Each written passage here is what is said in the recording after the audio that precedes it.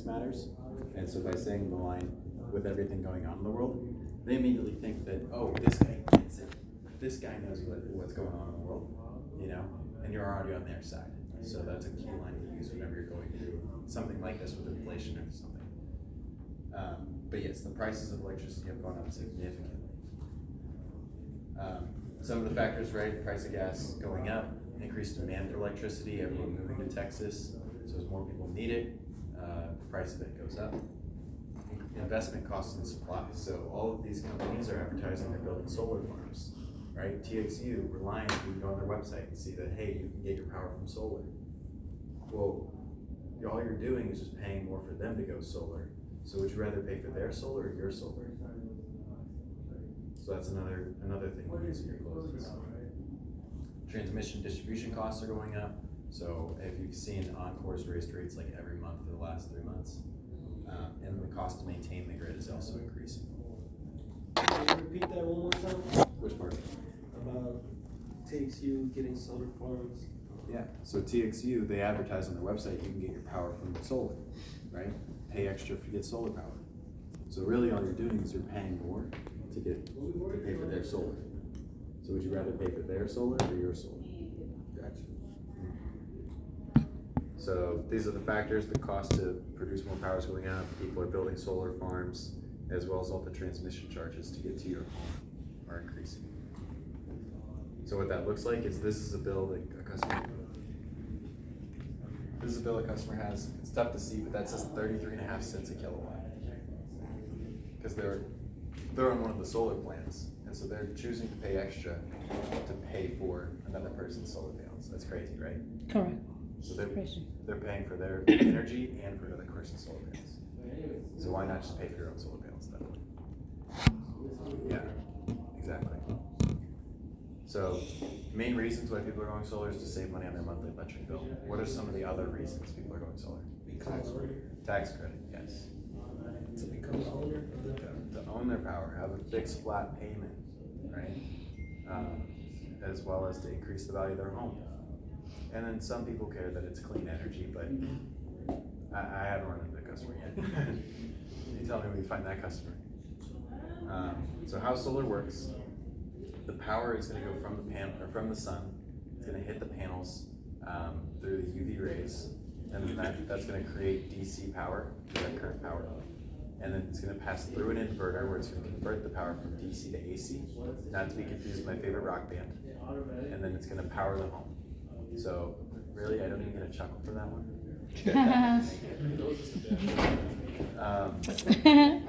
So then all the excess power after the home's done using it gets sent out through the net meter. And then that net meter is going to track the amount of overproduction that your home has and store those credits in your solar bank. So for example, let's say in January you produced 1,000 kilowatts, but only used 700. You would be depositing that 300 kilowatts into your bank. So then in July, let's say you produced 1,000, but you used 1,300, you would then withdraw that 300 kilowatts and apply it to that bill in order to have a zero bill in July. Okay, did I explain that part all right? Yeah.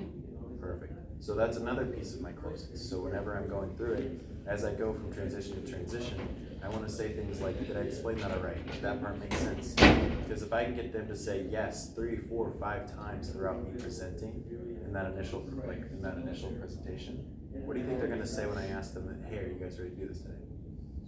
Yes. So that's well researched that the more amounts of times people say yes, the higher likelihood they have of closing. And maybe that is because they just don't have any, like you've helped answer their questions and they're moving on at their pace as opposed to just moving along. But it's well researched, so just try to ask on all of your transition slides that, hey, I want yes, yes, yes, and help you guys get those closes. So this is an example of the net metering. You can kind of see it's very faint, but this part here where they're overproducing is where they're storing those credits, and they're going to be using those credits here in these other months. All right, so the benefits of solar, we kind of covered that. Own your power, save money, tax credit, added home value, and then, you know, if you find one out there, clean energy. All right, so this is an example of a bill of a customer that has a negative $345 balance, right, from all the credits they've stored up. So at the end of their contract or at the end of the year, depending on the electric provider, they would be given a check back for that amount. Now, it doesn't necessarily make sense to try to build that up. It's not the best returned investment. So just try to offset their bills. Don't try to give them an extra, don't give them too big of a system. It's not economical. So here's the tax form. It's the 5695 form. So I like to show this because a lot of people, they hear about this tax credit, but they don't know how it works. So it's very simple. This first line here, it's tough, you can't read it, but it says solar property investment cost. And so then you would just put whatever your line item was for your install agreement. And then from there, in line 6, it asks multiply that by 0.3 to determine what your tax rate is. So that's the amount you'll save on your taxes. And this is the form you file. So your CPA will have already done one of these probably. We have a 4% market penetration, so that's 1 in every 25 people probably have it. So Quick question, the 83, this over here. yeah, is that how much the panel cost? So the first amount's the loan amount that says 119,000, and then Okay. the tax credit's at 35,000. So their net system cost is 83,000 after you apply that tax credit. So they're only paying 83? After they pay the 35. So they get 35 from the government, and then if they choose to apply it to their solar loan, they get 83,000. Okay. Yep. Okay. So the main benefit is that you get to own your power. So if someone went solar actually I had one of my customers from 2 years ago, they were paying about 9 cents a kilowatt before they went solar, and then with solar they were paying about 11 cents. But now with today's rates, they're calling me and they're like, Ryan, all my neighbors are paying like 15, 16, 17 cents, and you're helping me save so much money having my price locked in. So and they're very glad. And so think about that, but with like rates always go up, right? So, you know, let's say for example, if somebody came up to you at the gas station 10 years ago, it was like, hey, you're gonna be one of the lucky few that we're gonna lock in your price of gas forever, right? Knowing what you know now about inflation and the price of gas, would you have taken that deal? Mm-hmm. So same thing. If somebody came up to you and said you could lock in your price of electricity forever, knowing what you know now about inflation, would you take that deal? Yes, I would take it. Yes. So that's part of my lines there as well, as I'm explaining that, because I train them by saying the knowing what you know now part on the first side to then use it again, so they're already trained to say yes there again. But yeah, so this blue part here is showing all their additional savings, and then eventually when their system's paid off, they don't have to pay the solar bill anymore, and it's even more savings. Did I explain this part all right? Added home value. So we have the Zillow article. I don't really love it that much because it only says 4%, and that's calculated based on at the time, the largest markets for solar were California, where we have larger home prices and smaller solar systems. So in Texas, we have lower home prices and larger solar systems, so it's really a higher percentage. But that's why we use a Pearl certificate, or I personally use them for my customers, where after they get installed, the Pearl certificate is going to do a green energy appraisal to determine the added value to the home. So they're recognized by the Department of Energy and the National Realtors Association to do these green energy appraisals. And what they do is they look at the equipment that was used, they look at the degradation rates, the production warranties, as well as the installers, and they do a site evaluation based on the production of the system. Because the 10 kilowatt system facing north, right, produces half as much as 10 kilowatt facing south. So they're analyzing all of these different factors to give a true report, as opposed to just some average based on a percentage based on some study. So that's helping lock in your value of added home, because just their accreditations are crazy, right? Department of Energy, they're huge.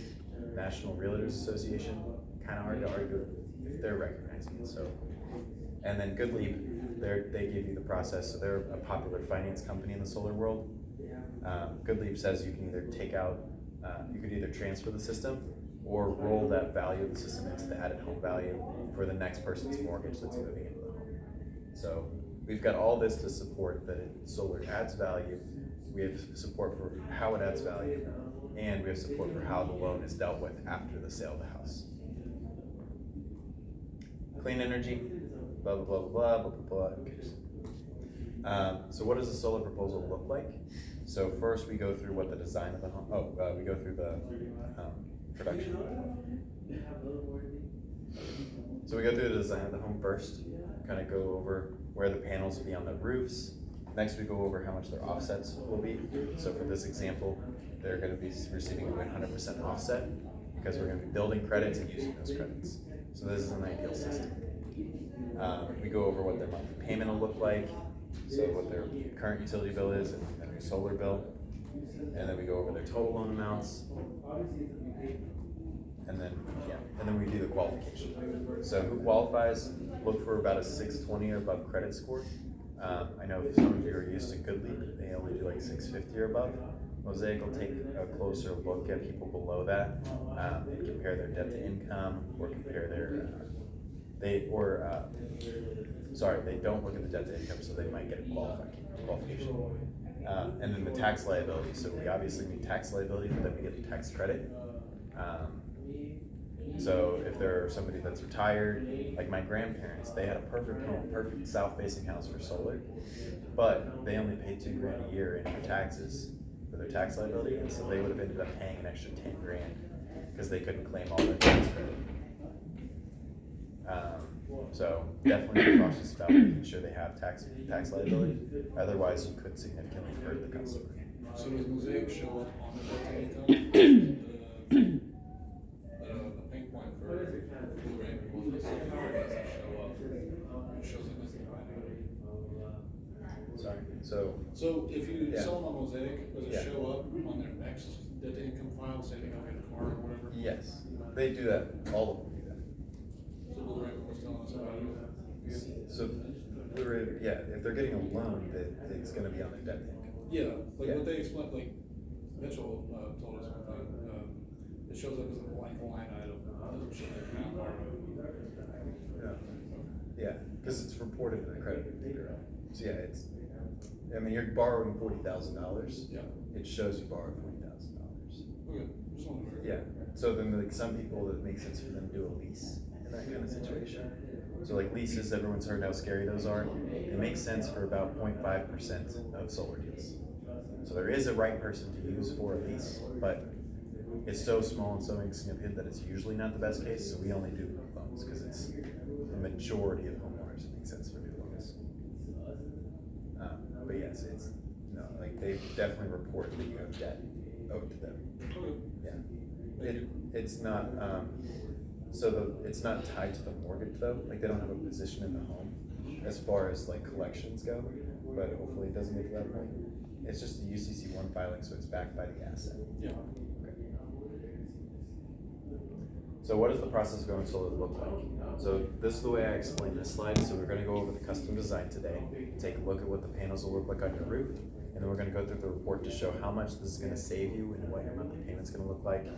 And so then even if you did want to go solar today, we can't. This is my pullback. We can't go solar. I still have to go and chase down 5 approvals before we can do this. So the first approval is going to be from the lender to make sure that you qualify for this program. The second approval is going to be to have the site survey team come out, inspect your house, inspect your roof, inspect your rafters, inspect your electrical to make sure that your home is ready for solar. After that, we're going to file our permit with the city, so we'll handle that process for you. And then do you have an HOA? No? Okay, perfect, so that saves us a step. Or yes, okay, great, then we'll work with your HOA. A lot of this you want to be explained that we're going to work with them, we're going to do this for you, because obviously we don't know that happens, but the homeowner might be thinking about it, so just sounding like we're doing this makes them feel better. And then finally, we're going to get the interconnection agreement from the utility company. So whether that happens post or pre the install, doesn't necessarily matter. It's still just another approval we chase down. So I just throw it in that it's additional work pre-install. And so then on average last month, from approval to install was about 23 days. So from the time that you said yes, let's do it, to the install was 23 days. That's even with difficult cities like Garland. No. Garland? Yeah. Where's Garland? I had a What? 13-day install Garland. Really? Yeah. Okay. Yeah. Oh, okay. So Garland's usually pretty good. No, Garland, they are okay. difficult because they have a 10 kilowatt cap. So they don't allow larger than 10 kilowatt systems. Oh, no? Yeah, not even commercial. I'm sorry, say that one more time, because I was at It's there. not, it's one of those one-offs, it's not really, it's a 10 so Garland is a 10 kilowatt cap. Oh, got it. Yeah. for GP&L, but there is a section in Garland that's on. Okay. Yeah. Yeah, cause the guy I'm gonna go see after we're done today, he's Yeah. at 12.5, and he's in Garland. Is a GP&L. So just in Garland, there's a section that's Encore. So do you have his bill? No, they kicked me out of the Albatross now, so. So just ask for his bill. If he's GP&L, just says it's size of 10 kilowatts. Okay, thank you. So yes, I do that. I say the install from the custom design to install takes about 23 days on average, depending on the city. After the install, the city comes back out, inspects our work to make sure that we follow the permit correctly. We have a 100% pass-through rate first time because we do things right on the first try. We do the extra work to do things right the first try. And then the utility company comes out, does the final inspection and installs your new net meter. And then finally we get permission to operate, or PTO, which allows us to flip the switch, turn on your system, and a giant strike of lightning is gonna hit your house. I'm just kidding, but you're gonna save money right away. If you notice, I throw in all these little dumb little comment jokes, right? It just keeps things light. It makes sure they're paying attention. So you're paying attention. So yeah, this whole process, if you want it to be completely safe, you can say 60 days. A lot of it just comes down to whenever their city inspector can get out there. There was like some of these smaller cities that I've dealt with in East Texas will be like, okay, customers installed, when can you guys go out there? Oh, sorry, our city inspector's on vacation for 2 weeks. It's like, so we can't, no, you can't. So, okay. So we just have to wait for the city inspector to get back from their cruise. Yeah. Okay. So why would you want to work with your guys' company or Next Level, however you guys are representing yourselves? So we use tier 1 equipment, so that means our panels back there. They're of the highest ratings. They have a certain efficiency, they have a certain degradation rate, they have a certain lifespan, expected lifespan, and they're from a reputable manufacturer. So they meet all the qualifications to be considered tier 1. So that's going to be one of the best consumer panels available. Next, we work with only in-phase microinverters. And so the reason for that is they're just the most consumer-friendly product on the market. String inverters, right? I'm sure a lot of you have heard that if one of your panels goes down, the whole system goes down, and it greatly affects your production. Microinverters, if one panel goes down, each panel operates on its own. So then only that panel's down, and you still have 98% of your production. So microinverters are also warranted by the manufacturer for 25 years versus string inverters, which are only warranted for 10 years. And if you try to get an extended warranty, it's just the same cost as a new string inverter, because they just know it's going to break. We also carry 30-year workmanship warranties as well. Does that include roof penetration? Yes, workmanship, roof penetration, all that. And so, the panels and inverters, we do an extended 5-year warranty on those to make those 30 years as well. So everything, parts and labor, 30 years covered. So as I'm explaining this, I'm recanting it like 6 times, like just how I'm doing right now. Like I'm saying it so many times. 30 years, parts and labor. The panels are covered for 30 years. The inverters are 30 years. Just to get that repetition so they really receive that. This panel's nice, black on black. They're gonna look great on your roof. So this is that microinverter versus string inverter example. So we only do in the attic run installations. So we don't do any of the exterior conduit, or we use minimal whenever we can get away with using as little as possible. And the reason for that is so that you have a nicer looking install. If you're only gonna go solar once, you might as well do it right the first time. That's another one of my lines I use whenever I'm presenting. It's like, if a company did not specify their attic run, that probably means they're not, because otherwise they would want to advertise that. So if a company didn't bring it up, which is even Legacy, I know that their sales reps are just generally not very well trained, and so they just don't even know what that means. So Legacy does attic runs, but they just don't even know to say it. So I can get over a lot of those other companies with poorly trained reps by just saying, hey, we do attic runs, and any company not telling you probably doesn't, so you're gonna have an uglier install. right? Right. So now I've just created a lot of that doubt, other competitors, and security myself. So what's the approach for vaulted ceilings? Vaulted ceilings, I mean, we can do, like if they don't have an attic to run it, we can do exterior conduit. They just run little panels on the roof, right? Yeah, we're gonna make it as clean as possible. 30-year solar guarantee, so we hit it again. And then different forms of advertising. So as far as your guys' lead generation, what are your guys' methods so far? Door to door. Door to door, Door. door to door, door to door. Yeah. And cold calls. So it's cold calls. Yes. So yeah, door to door, cold calls. Those are things you guys get to do to drive business. That's you getting in front of a customer, saying, "Hey, I want to offer you this product. Let's sit down." That's something you have control over. You know, your setter leads, you know, Blue Raven kept you guys fed pretty well.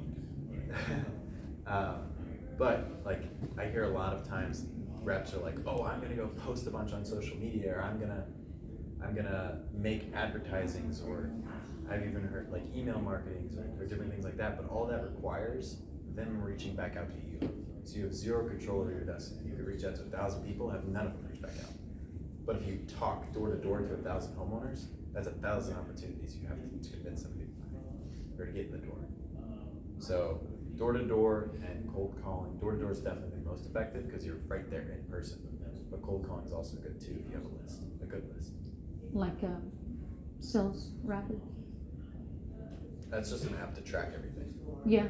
But you can also open it up and there's like phone number over there too.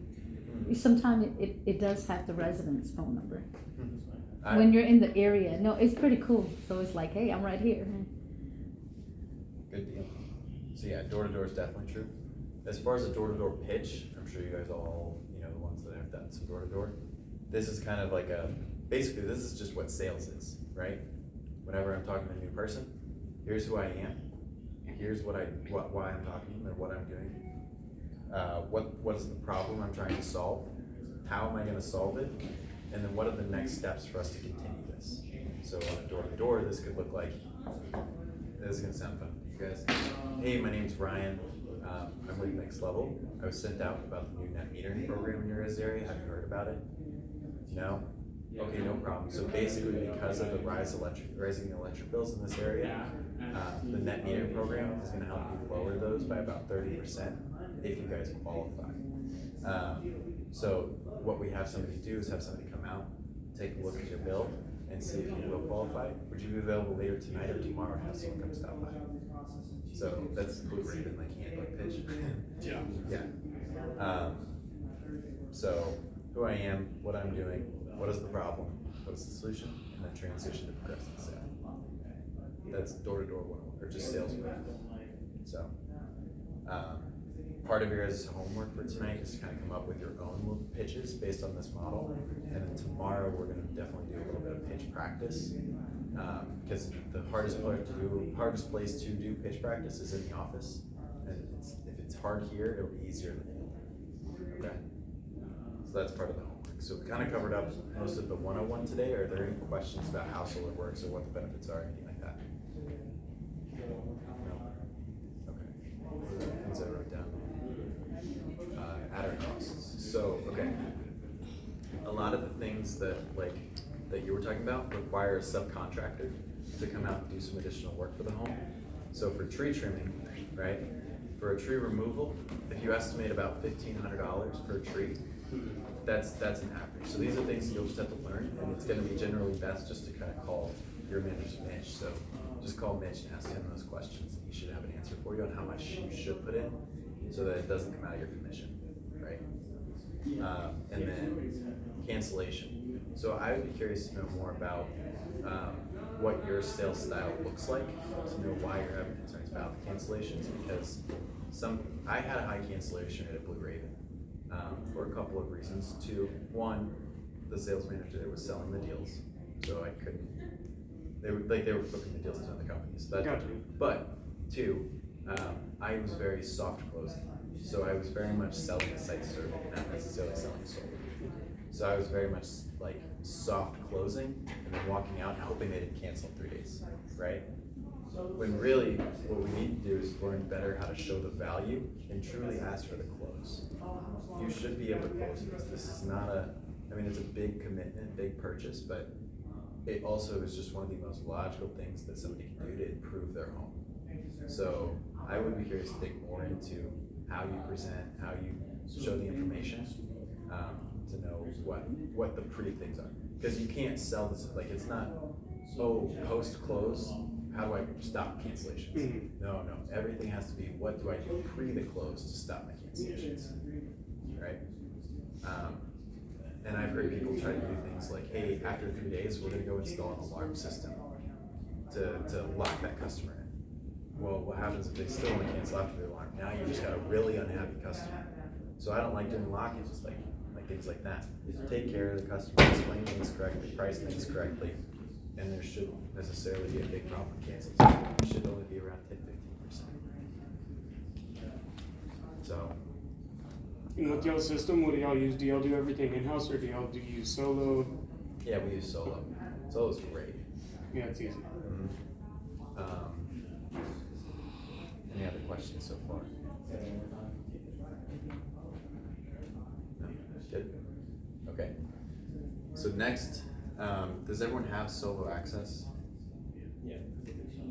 Oh, and tomorrow try to bring in a bill so we can practice running a Solo proposal. Okay, so that's everyone's homework. Try to get one bill. We got it? Get one bill? Cool.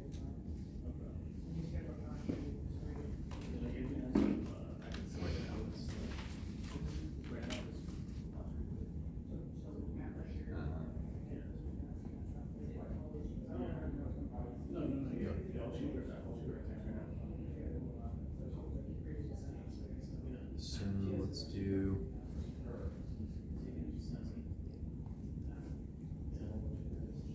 What would you guys want to spend your time on? I know we've got a big class of a bunch of different things. Is it door to door? Is it more closing? Is it more setting up Solo proposals? What do you guys feel like is going to be most beneficial for your next steps? Smart sheet and Solo for me personally. Okay. Yeah. Deal submission. Deal submission, like how to submit the deals. Everyone looks. I think a lot of you are pretty new. So it's I'm more new, so, yeah. door to door. Yeah, it's been some At first I was staggering. I had few appointments, but they just kind of flake on me, you know? Yeah. It's a little discouraging, but you just keep moving forward because they don't understand the benefit of solar. Mm-hmm. Yeah, so. Okay. Flipping those deals? Yeah. Yeah. So mainly what you can do is you can just, like I saw what Blue Raven was selling at, like you could just offer a better deal kind of thing.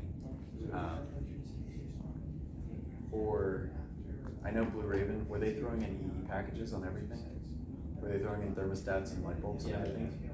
So really that seems like they're putting a 10% reduction in usage from that, which is bad. Like that's a significant reduction in usage expected when the smart thermostats need to be programmed correctly for them to actually see it.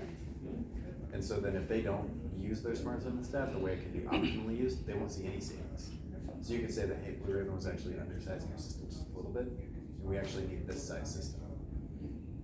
Something like that. Or the loan product. Remember we went over the loan products? Like, yeah.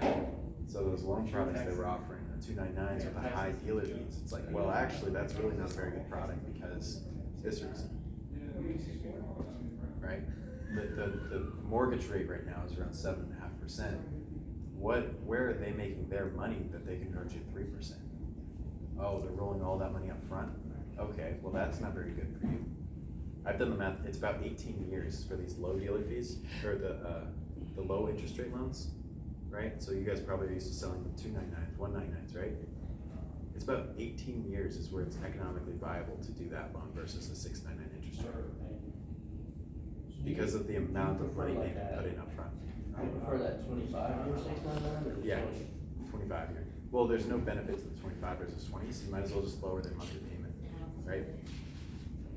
Because they're most likely, 90% of homeowners pay off their loans within 7 years. Either they're gonna move, refinance, or pay it off. And that's from Goodleap. So Goodleap said 90% of their loans are fully funded by the 7 years. So if 90% of customers are paid off within 7 years and the trade-off point is 18 years,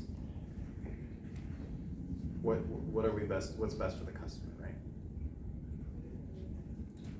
Is that true? Yeah. You want me to show you the math? Yeah. Okay.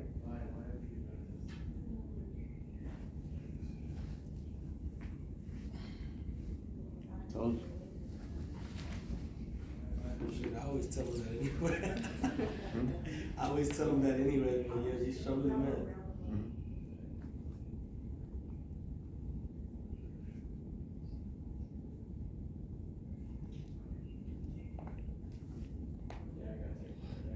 Okay. So let's take a look at the Clint. This is a deal for buddies, so I think it is a price super lower. No, it's fine. Okay, so this is let's look at this number, 53,000, right? So $53,000 on the 699. Let's go to.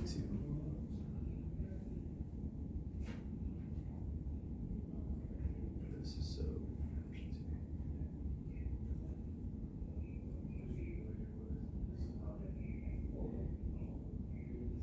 I don't think this is real, but let's look at $75,000.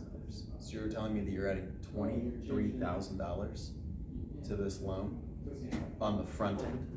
So the interest rates, right, of 699 versus 149 in this example, it would take 18 years to accrue that amount of interest versus paying all of that interest up front, right? So if the homeowner makes any decision to pay it off earlier than 18 years, it's more economically viable to do the 699 interest rate. But if they hold it longer than that, sure, yes, this 149 is better. But 90% of homeowners close out their loans in 7 years. 699? With the 699? All loans. So Good Leaf said it, of all of their customers, 90% paid off within 7 years. So, so yeah, so you're telling me that adding that $23,000 up front that's a real basis versus on the interest rates, it has to accrue. Those years still have to pass for it to actually add that money in. The trade-off's about 18 years. At what point that becomes viable. So that's why I always go with these zero dealer fee loans, because it's no point adding that money up front. So,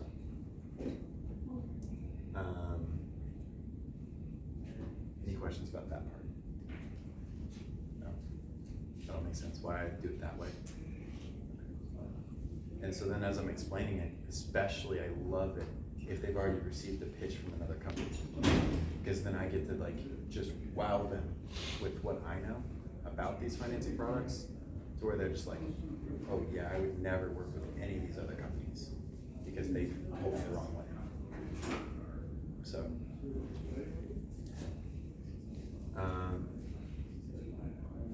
deal submission, okay? So how to submit deals.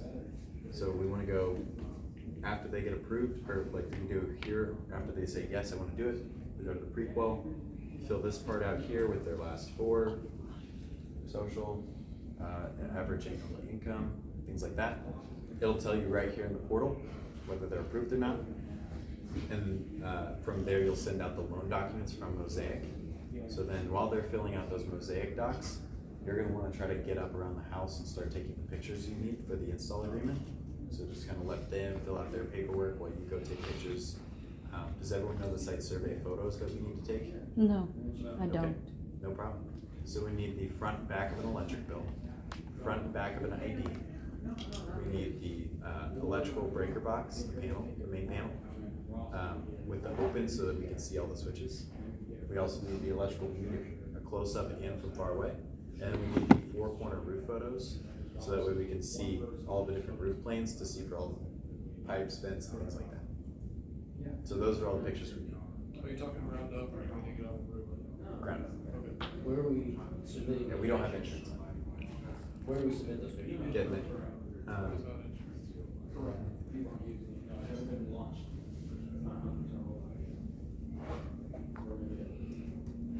No attic pictures. No attic pictures. Yeah. So, the site's everything. So then where you submit all this is right here on the Smartsheets dashboard, which if you guys haven't gotten access to that, we'll get that talked up with people over there. So the IA request form, you just fill this part out, put your name, your email, your team, sold date, customer name, pretty basic information, zip code, homeowner phone number, what system you sold, what information here, what type of equipment, what type of roof is it, and then here's where you put in all the adders. So let's say your tree trim was $4,000. The lender charges us a fee for high price loans. So if we're adding money in for those kind of things, we need to add in $1,000 to help cover that charge. Okay, so it says that right here just in case you forget, but put in $5,000 if your tree trim is $4,000. What smells like cookies, bro? Something smells like cookies. So that 1,000, when would it be after 4K or is it after how much? Just for your adder costs. Any adder? Yeah. So if it's 1,000, 2,000? If you're throwing on a roof, or it's not, could you confirm, it's not for, if there wouldn't be like $1,000 cash back, they don't have to put 2,000 or? Yeah, it's up to 2,000. Okay, so like any adders. Any, Okay. alright. Install region, utility company, proposal link. So this is where you just copy from the solo. So you just copy this right here. HOA contact information, and then here's where you put all the photos that you requested. So it's all right here as well. So once again, it's best to do everything through a tablet. Oh, yeah, it's easier. They have MacBooks. So that's good. Oh, you don't have a phone? No, you don't have an iPhone. It works great for me because I can just run around, take pictures, and I just drop them right here. I'm gonna get a Samsung laptop. So recommendation for like he said, laptop. I mean, what are devices that you would recommend? A tablet. Tablet. It's most presenter friendly as well. Yeah. To be able to just go through and slide, you know. And then when I go through my closing presentation, I always do like zooming. I pull it away. I zoom in. I zoom out. I pull it away, back, and I'm in control of what they have attention to, right? So if I'm talking, I'm pulling this away so they are looking over here, unless I'm showing them. But it's very much intentional on what I show them and what I don't show them. You're on top of details there. Yeah, it's no longer like this is literally like a robotic presentation. Like the way I say the words, the timings, down to how fast I slide the presentation. I do it on laptop. How fast I slide it, right? So on certain slides, I just flip, right, to the next thing, move on. But on others, like on some slides, I like very slowly go. Because I think about it. Yes. But I'm not awkwardly like staring at them. I'm not like, blah, blah, blah, blah, blah. Think about that. No, I just say it and I go. And that's how I do it. It's really not like it's so programmed at this point for me that it's not really like I know like anyone's gonna change anything by the way I do things. I'm gonna do it the same way every single time. And it's so practiced and so rehearsed. But it's I'm not going into a meeting anymore. I'm basically going on stage, right, to perform. Is basically what my closing presentation is like now. And hopefully you guys get there because it was written by this guy. He's closed millions of them. He's closed tons and tons of megawatts of solar with this presentation. And so the presentation works. You just have to copy it word for word.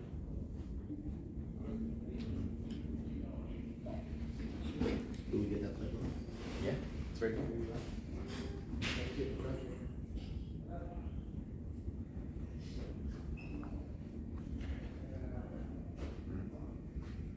And that was on the smart sheet? Yeah, it's just right down the smart sheets, so you have total access to it. So how inadvertently aggressive are you guys in your presentation? Not at all. So you're not gonna be like the car salesman aggressive? No. Because I'm not trying to get you to buy. Right. Yep. And then what's also great, there's another link right next to it called the sales guide.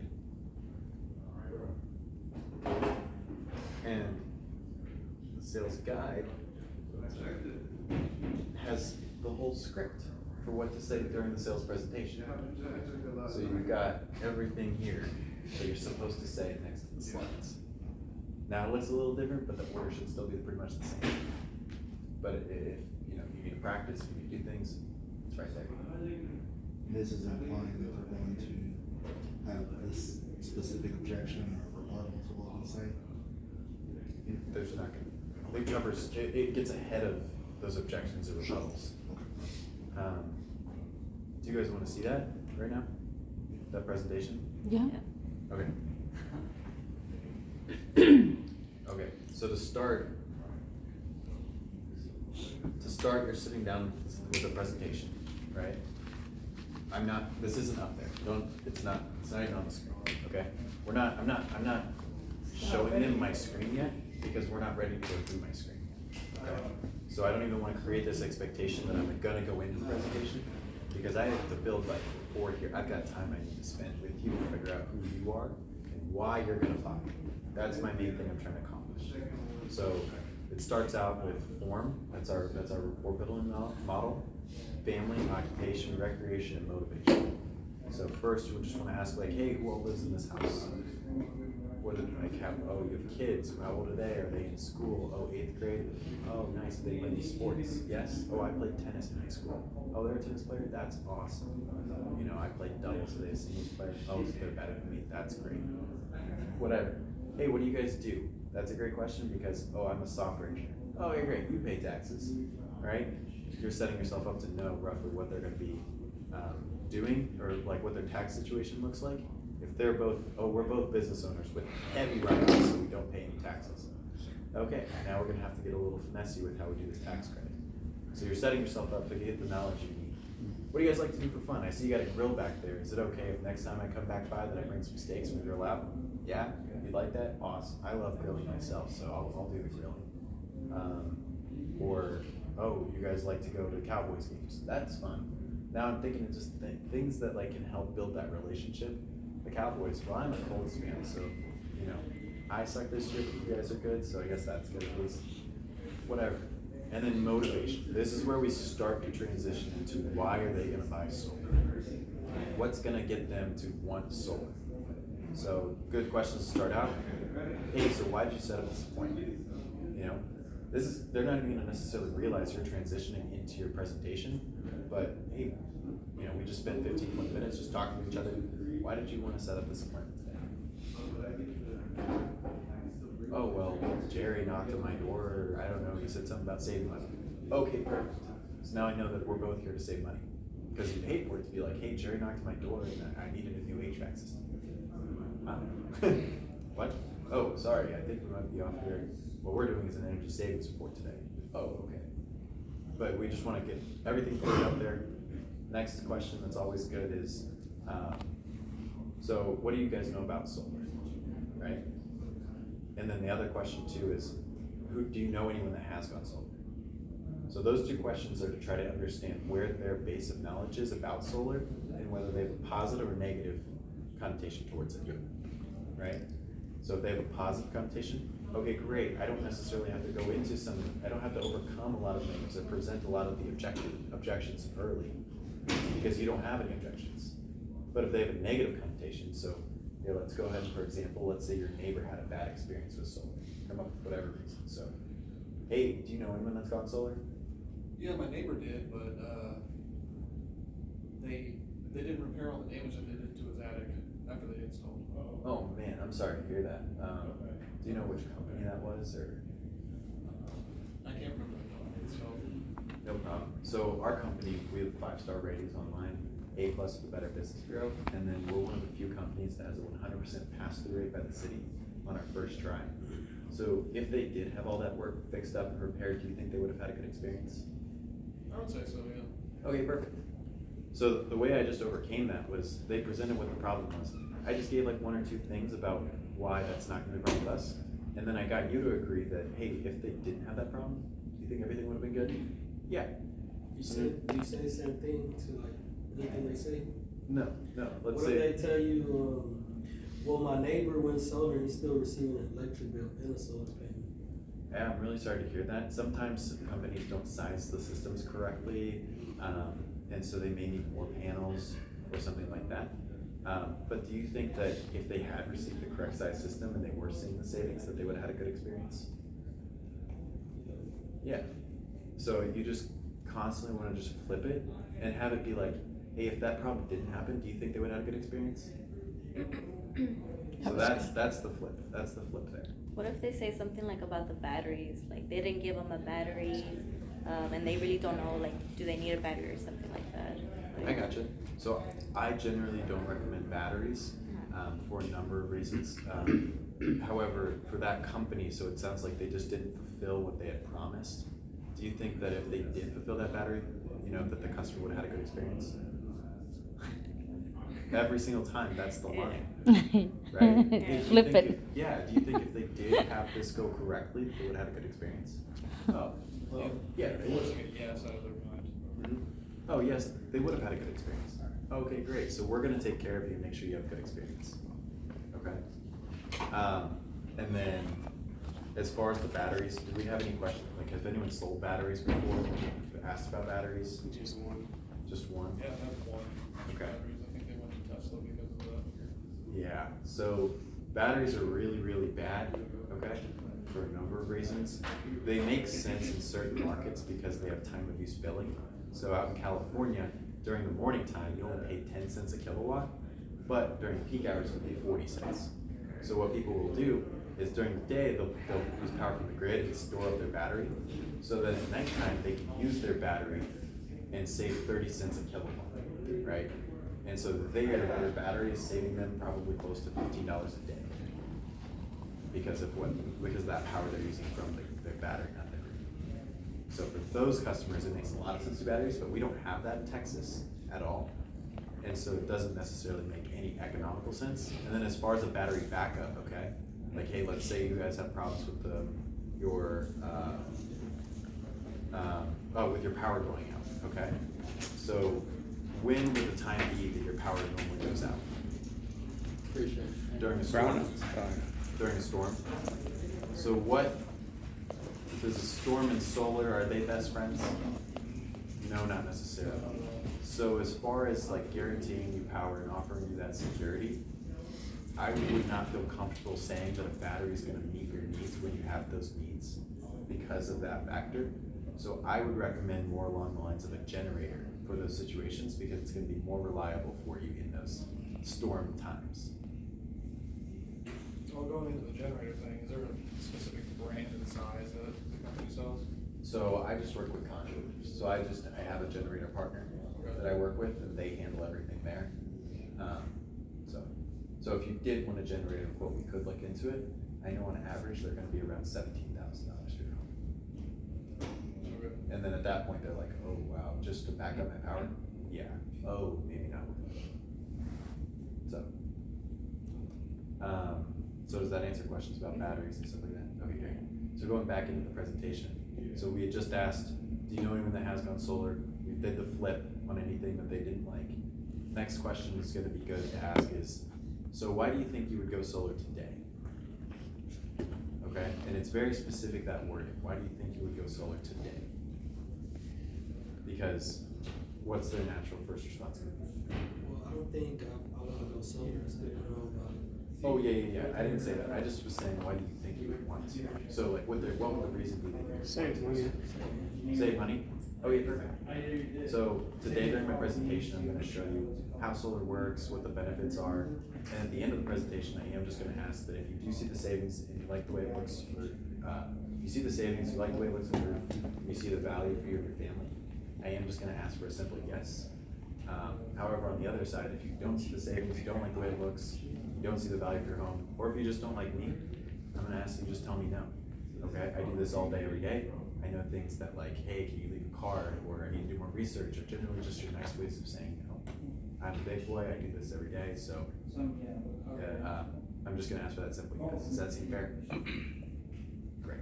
All right, so like does that seem fair part? Yes. Is huge because it's setting you up to, like, it's an easy transition, right? No one's gonna be like, no, that's not fair, right? That feels more weird than saying yes, that seems fair.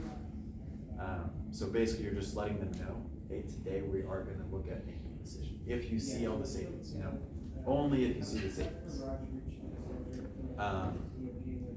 But that last question, why do you think you would go solar? It's to set up like finding out what their buying reason's gonna be. They're gonna tell you, oh, well, I would go solar if it saves me money. I would go solar if if I get 15 grand on my taxes. I'd go solar, you know, if blah, blah, blah, blah. So they're telling you why, so that you can frame your topics that direction, okay? So now I've just done all that questions. That's like 15, 20 minutes of questions. Now I'm flipping open my laptop and we're gonna go through the presentation.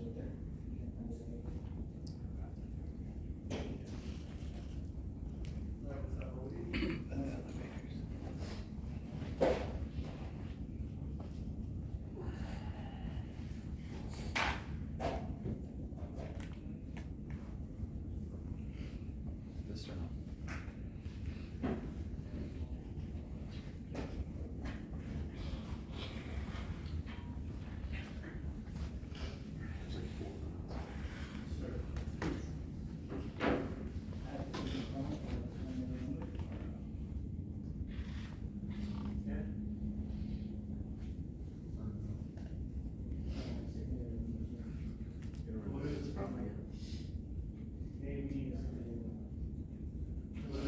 Is this even a remote? Ah.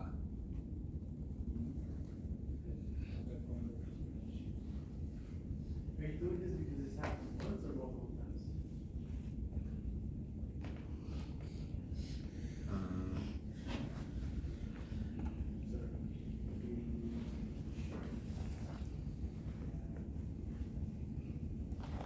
Oh, there it is. Are you okay, Ryan? Yeah, Alright, buddy. okay. So here's our energy savings program. Okay. You can look up here to see better, but I just want to show what I'm doing with my computer as I'm going through this. All right, so this is the old way of getting your power, right? You don't have a power plant in your backyard, do you? No? Yeah, so you're getting your power from somewhere about 200 miles away from our power plant out there. And then that power is going through these transmission lines, it's going through this substations, back into more transmission lines, into a transformer, finally into the power poles which go to your home. And it's a super inefficient process. Through that whole time, we have power loss. About how much power do you think is lost throughout this whole journey? Huh. Yeah, it's about 50% of the power that gets created gets lost throughout this, right? And so it's very inefficient. It's also very expensive to maintain as well as improve, right? And so who is that cost always passed on to? You, So the cost will be Homeowner. passed on to you and I, us the homeowners, yes. right? Okay. So what people are doing is they're getting their power the smart way now with solar. And so they are putting that power right on top of their roof. And so the power loss between your roof and and your power, about how much power loss do you think there's there? Maybe 10%. Not really. Just about 2%, Okay. right? So effectively what you're doing is you're cutting out all of that middleman and you're getting all of that savings from how expensive that is to maintain. Did I explain that part all right? Great. So that's, right? So those two slides, the goal are to paint a picture, to tell a story as to how this homeowner is gonna save money, right? They now get it. They're like, oh, wow, yeah, all of those poles I see, all those wires, all of those things, that's so much things and going on and being involved that, okay, now this is how you save money because all that's just going right on top of your roof. That is how it works, but it's not necessarily how it works. But that's the goal, is to show them that story. They now have a reason they save money in their head. And then does that make sense? Yes. Great. On to the next one. So there's 5 ways people are going to solar. So when you're presenting this slide, the goal of this is, let's say that you're a server at a cocktail party, okay? And they walk around with these trays of snacks and things like that. And let's say on your tray, you've got a cracker with salt on it, cracker with pepper on it, cracker with salt and pepper, and then A5 Wagyu steak, okay? Everyone at the party is gonna be taking a look at that and being like, well, why are these crackers even on there? I want a steak, right? But you don't have to do that. They're gonna decide that for them. So when you're presenting this, you just wanna present all options as equal so that they just pick the A5 Wagyu steak, but that's their pick, not what they're telling them to pick. So, all right, going into this. So the first option on how to go solar is you can buy your panels. So what's great about that is you get to start seeing your monthly savings right away. You get the tax incentives from the system, and you also get that added home value, and you own your power. Now the negatives though is that you have to pull out a lot of money from the bank to pay for it all, and that's just not always the most beneficial option for everyone. The next option is to prepay your energy. I call this the gas magazine. So for example, let's say 10 years ago, somebody came up to you and was like, hey, you can lock in the price of gas forever. Knowing what you know now about inflation and everything, would you have taken that deal? Yes? Yeah. So then if somebody came up to you and said you could lock in your price of electricity forever, knowing what you know now, would you take that deal? Exactly, yes. So that's what I was saying earlier about like you trained them to say a certain thing. So I used the same verbiage before, asked a simple question you're going to say yes to, use the same verbiage again to get you to say yes. Now unfortunately our electric contracts are only for up to 3 years to lock in your price. However with solar, you can lock in your price to be a flat payment. Next, these two options I've grouped together, it's called a leasing your panels or purchase power agreement. So those two ways are ways you can get solar, and they're great because they help you start saving money right away on your monthly electric bills, and you're getting your power the smart way. However, you don't actually own your system, so you don't receive the tax benefits, and it does not add value to your home, and the price of your electricity can still go up because the other company decides how much you have to pay for it, right? So it's good, but it's also bad. So that's why we have this net metering program, or the hybrid program, which basically the goal is we're going to take all of the benefits of these and kind of merge them together while taking out the negatives. So what that looks like is you'll stop renting your power, you'll own it. You don't have to come out of pocket, there's no upfront cost for this program. Your payment will never go up, so just like locking in your price. And you'll receive all the tax benefits and be buying your power the smart way. Okay. So hearing all of that, was there an option that you felt like was maybe one that made more sense for you? Yeah. Awesome, yeah, that's the one a lot of people like. If I may ask, Yeah. because I know you guys did the color psychology on the options thing. Why did you choose green on buy your panels? Because you're supposed to make them feel the pain and all that cash back out, okay? But green is more like enticing color. I did not make this. Okay. So what we do is we maintain and monitor your system. So after you get installed, you'll be set up with, so what I just did there, right? After you get installed, okay? I've now flipped it from just talking about how solar works for other people, now that your system's gonna work. So how your system's gonna work is you'll be able to track the production of each of your panels through the in-phase and light map. And so then you'll be able to see how much your system's producing. You'll be able to track your panel production. And so then if one of your panels stops working or needs to be replaced, you can give us a call and we'll have somebody out there within 7 days to get it fixed. Okay. Did I explain that part all right? I got another yes. Your roof is covered, so wherever we do any workmanship on it, we have a 10-year workmanship warranty on all of our roof penetrations and things like that. So if any damages, which we haven't had any, if they were to occur, they would be completely covered for up to 10 years. Okay? So here's what our warranty, our next level plus guarantee. So all of those warranties I was telling you about how the panels and the inverters were covered for 25 years, they're now going to be covered for 30 years, as well as the roof penetration and workmanship warranty is also extended to 30 years. So that's a significant added value because it's going to cover you parts and labor for up to 30 years on everything that touches your system. So a complete 30-year bumper to bumper warranty. Okay. Does that sound like an option that you would be interested in?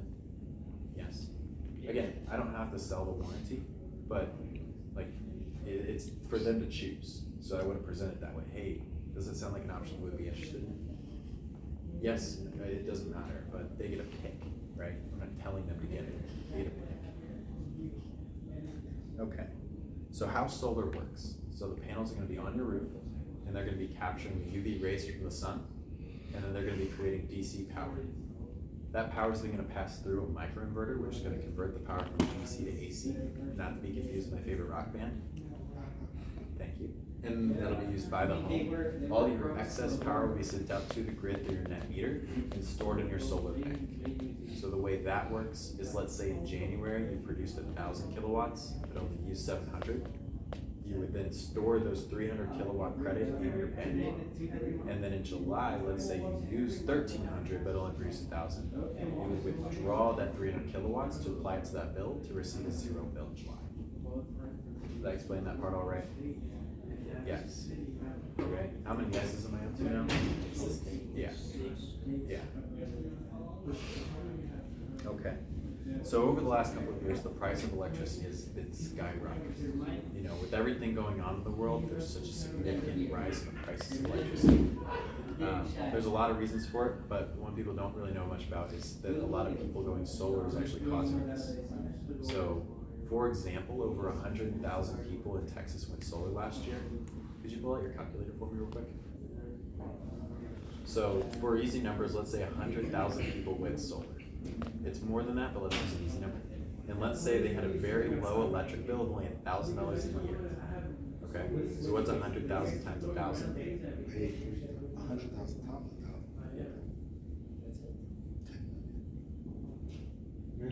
100. 100 million. That's $100 million that the electric companies lost, not just this year, but every single year because those customers went solar. Do you think those billionaires are happy about that? Do you think they're on their yacht high five and saying, who cares, we made billions? No, they're pissed, right? How are they gonna get that money back? Charging the one that haven't switched over. Yeah, they're gonna charge us, the consumers, more that don't have solar. Yeah. So, even if you don't go solar today, you'll just be paying for the decisions of all the smart people that do. That's a good pitch. Slow slide. Okay, so what we do, all right, so right there, I wanted to draw that part out and let them sit on that sentence for like 3 to 5 seconds, where it was dead silent and you could hear a pin, right? I want to draw that out as much as I can. That's the performance aspect of it. Then, when I get to this slide, I do this, I do the clap, right? All right, now we have a spark of energy, okay? So it's called emotional tethering. So I've just tied them so far down where they just feel powerless, out of control, expensive, bad about the current way they're doing things. And now I'm sparking up the energy and talking very positively and quick and excited about what the solution's gonna be. So yes, solar's a logical sale, but you need to bring your emotions and your personality into this to get them excited about this idea too, right? That might be a part of your cancellation is you're doing great at explaining how it logically makes sense, but then when you leave the house, they don't emotionally feel good about it. They're like, well, I think this is gonna help, but you gotta get them excited that it's going, like they're excited to be going solar. So that might be what helps you. So that little pop of energy. All right, so what we do is we use tier 1 black on black panels. They're gonna look great on your roof. They were also tested at the National Renewable Energy Lab to meet international standards for the hail and wind test for up to 150 mile per hour winds and hail. And so what that looks like here is us versus our competitors. What do you notice about the panels here? They're cracked. They're cracked. Also, they're ugly, right? So our panels look so much better than a lot of our competition. And so, which panel do you think you would choose? I take the black one. Exactly, yeah. So what I just did there is I didn't say like, hey, do you want black on black panels? No, which one of these would you prefer? Oh, I want the black ones, right? I give you an option. That's typically what we do on the doors whenever we're trying to set a time. Hey, would 5 or 7 work better? 7 would be better. I'm not asking for a yes or no, I'm asking which one would be better. Similar here. So they just told me they prefer the black ones. All right, on to the next thing. So here's what the process of going solar looks like. So the first thing that we're gonna do is we're gonna go over your custom design today, show you how many panels you're gonna need, show you how much it's gonna save you per month. And then even if you want to go solar today, we can't. I still have to go and chase down 5 approvals. So that's like my pullback, like I said. That way it takes the buying, just like, they don't feel like they're in control of the buying decision. I'm back in control. So I have to go and chase down 5 approvals, even if you wanted to. so that I can set myself up later, so it's a start the process close, basically. It's not you're you're making the final decision. It's no, even if you wanna go solar, these people are making the final decision. So I'm taking that power from them. All right, the first approval I need to get is from the lender to make sure that you're approved to get the system, and you meet the qualifications. Next, I have to go to my engineers. They're gonna do a site survey, and they're gonna take a look at your roof, they're gonna take a look at the rafters in your attic, as well as the electrical, to make sure your home is ready for solar. After that, we go through the HOA. Do you have an HOA? Yes. So we're gonna work with the HOA, and then your city permit, we're gonna file that for you and get that handled. And then finally, the utility interconnection agreement. So we're gonna file all these for you, get all these approvals done to finally get your install ready. And so that whole process on average last month took us about 23 days, okay? And then after the install, the city's gonna come out and inspect our work, make sure that we did everything correctly, and that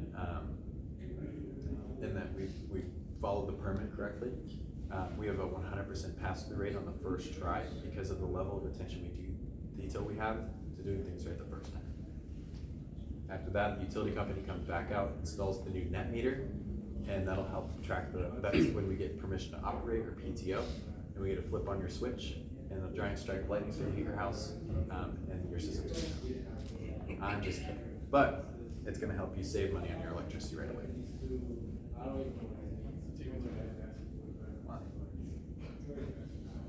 Oh, I wonder if they were using another TV. Next time, you guys get me a ladder so I can park it properly. Shut up.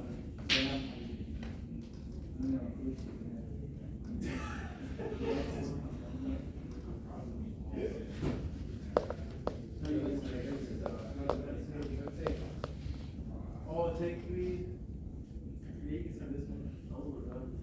So it's not good. I mean, yeah, what you said was good. No, it's a different version. Oh. So we're still on this slide here. So this is after I go through that whole process. I say, hey, in total, we're looking at maybe like 45 days to get the system turned on. So if the numbers made sense, do you see any reason why you wouldn't want to go solar today? Here I'm trying to clear out all the objections they might have about solar itself, right? The most typical response you're gonna get is, well, I mean, the numbers are gonna have to make sense, of course. Oh, absolutely, yes. Totally understand. That's the answer you're looking for, is, well, only if the numbers make sense. Perfect. So we'll just look and make sure those make sense.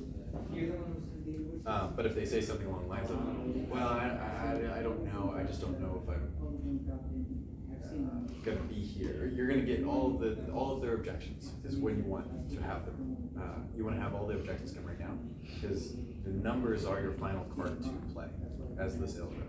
Once you show them the numbers, they don't necessarily need your information anymore, right? If they want to do it, they'll do it. So you want to try to get anything else out of the way before then, so they can't come up with an objection after that you had answered. What's your go-to when they normally tell you, I need to talk to family members, or my brother has it, I need to talk to him first? Okay, great. Yeah, I'd love for you to talk to your brother. Go ahead and do your research. I'll come back with the numbers ready for you. When do you think you'll have enough time to meet with them?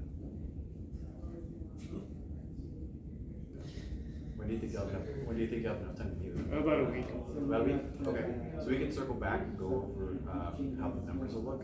I just want you to be fully ready to know what you're looking at. Okay, so you don't even go into the numbers at that point? You need to keep the numbers to yourself, right?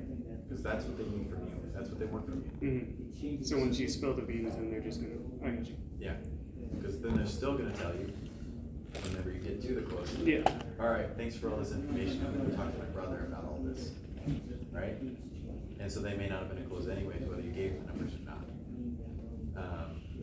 It's tough to feel like it in the moment, but if you look at the data over the number of times you have given them the numbers, like how many of them actually came back to you after that, for that exact reason, right? So it's, yes, it feels weird to oh, well, that's a less opportunity, but really, you're almost showing more power by being able to walk away, that they're gonna call you back and be like, all right, I'm ready to go over it. For sure. Now you'll know that's a better close. Why is it this one?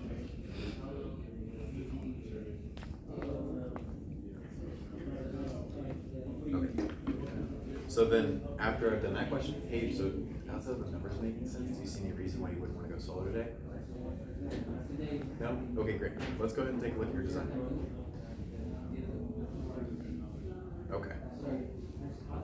So here's what your design looks like. Let's go ahead and take a look at it. So we've just been sitting down for what, an hour and a half, going through all of this information, doing all that. So just getting up, motion creates emotion. So just moving around, everything, you stretch your legs, we're not sitting bunkered down at this point. We're more free moving and free flowing. And so then we also get to go out and take a look at the panels, right? And so then they're gonna be visualizing the panels on their roof. We're gonna be like, hey, so this barn over here, right? They're like panels over there. Like, oh yeah, I see them. Or the wife will go, no, I want them on the other side. Oh, okay. So it may be a little bit less efficient. We may need a little bit more panels, but we can definitely move that for you, right? Obviously, as consultants, we do the best thing for the customers, but if the customer wants a certain thing, give the customer what they want, right? But the goal of all of this is they're like, yes, I'm happy with this design. I like the way the panels are gonna look, right? That's your goal. They cleared out any objections about the design. So now you have no objections about solar, no objections about the size of the system, the placement of the panels, okay? Now we come back inside and we're sitting down. Now we're about to hit the numbers. Okay, so we're gonna go over, hey, so this is your graph showing your production, how much you're gonna produce, how much you're gonna use. Where you have that gap there is where you're gonna be adding those credits to your solar bank. And then here where you're overproducing is where you're gonna use those credits, okay? And on this proposal, we're gonna offer you about 107% offset, so totally cover your electric bill. So you'll basically remove most of your electric bill, the majority of it. So now, okay, normally I'm like this, and now I'm pulling it away, okay? So don't bother looking here, look here. Okay, so over the next 25 years, you're gonna be spending about $161,000 for your electricity, Ouch. okay? And that's only assuming a 3 or 4% inflation rate, okay? That's a lot of money, okay? Could you remember that number for me? I say that, can you remember that number for me? Take it back away. Okay. Oh, this has the old one.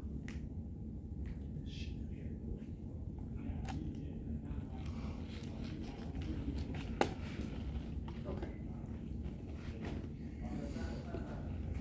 So here is what your system amount's going to be. Your system cost is going to be $53,000, and then you're going to have a federal tax credit of around almost $16,000. So if you did choose to apply that to your loan, it would bring your net system cost down to $37,000. What was that first number I told you? 161. 969. So that's Yeah. that's over a six-figure savings Correct. that you'll be having by going solar.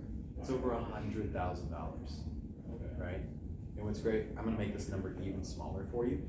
So your monthly payment's only gonna be $278 a month. Okay. Do you want to put this in your name, or both? What if they tell you something like, but I only pay like 200? That's where you price it at the beginning, right? So for this customer, right? Yeah. So that's where you price it at the beginning, or what they're That's the running. 25-year 699? Yeah. Oh, So, boom, 324 versus 270 plus the delivery charges. So you just assume the sales yourself. You have to. So that's the main mistake I watch happen. Yeah. Is when people get this, they go. They don't know what to do after that. They just start going through this, and they're like, okay, so 107% offset. That's your old bill. This is what your new bill will be. Oh yeah, your tax credit. It's gonna be about 16,000. Total amount's gonna be like 53,000. This is what your savings will look like, and like, okay, we see the qualified, right? So everyone sees that, it's kind of quite obvious. Qualified button's right there. So it's kind of, hey, are we doing the qualified button? We're gonna hit that eventually. Like, you're kind of like, do I ask? Do I not ask? Pretty girl at the bar, you're like, do I go up to her? Do I not go up to her? It's just right there. Just go up to her. Just hit the button. So that's the mistake I see a lot of people have, is that they don't have a direction for asking for the close whenever they get to this point. And they're just swiping through, reading off all the different information, the who laws, whatever. 11 tons of CO2 offset, that's pretty good, right?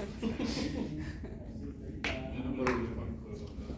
Right, what are we doing? No, just ask, right?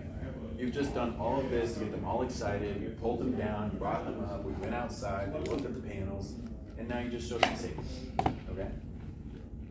So just ask, you know? All right, so let's go ahead and see if you guys qualify. And you just do the action, right? You'll find that just doing the action, just like, all right, so let's go see if you qualify. They're gonna be like, wait, is this in my credit? No, this won't affect your credit score. They added that, that's beautiful, right? It used to have to be they take our word for it, but now it's right there for it. So it's super helpful. So And so once, then it's- once we qualify, what's the next step? So the next step up is right here on this portal. It'll say, hey, send loan application. So you'll send those docs to their email, and then you'll be like, okay, great, so while you're filling those out, I'm gonna go ahead and take the pictures I need around the house. Okay, where's your electrical breaker box?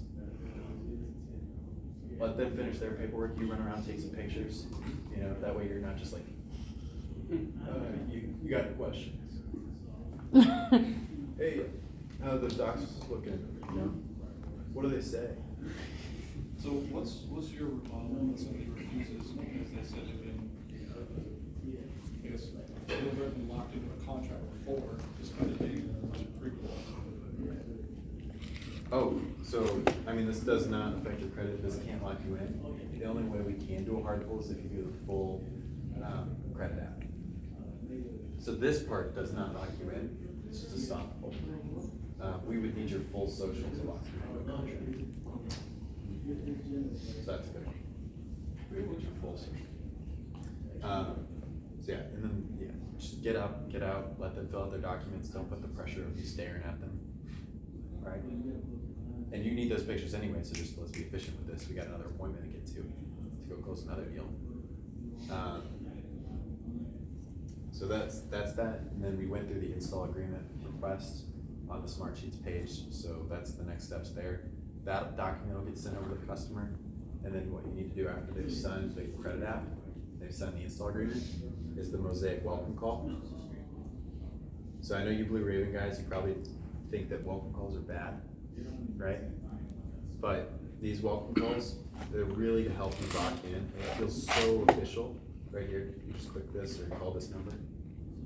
You lock in this deal. Like this homeowner, they're being asked, hey, your loan's for this amount, yes. Your tax credit's this amount, yes. Your monthly payment's this amount, yes.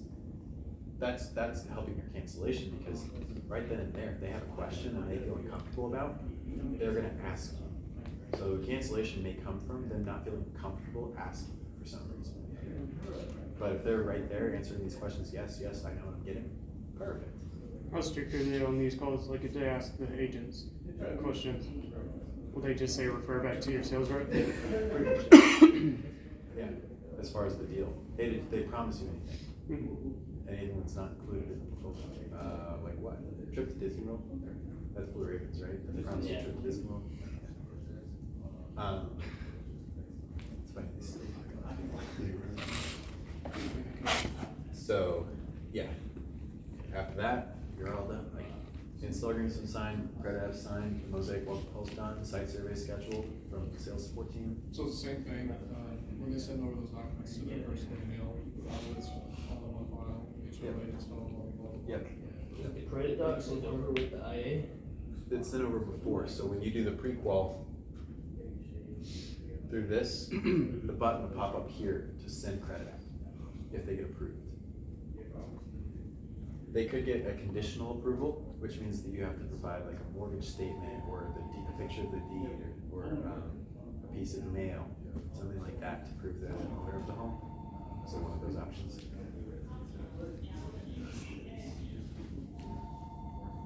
Yep, steps, clear steps. So is that good, everyone? Okay, well, it's about to get better. So, let's say they do go, no, you're not signing. Not signing anything today. Okay, totally understand. I'll get out of your hair. Let me just leave this for you here. Let me just leave this example. Can you send that proposal? No, no, no. This is just a file.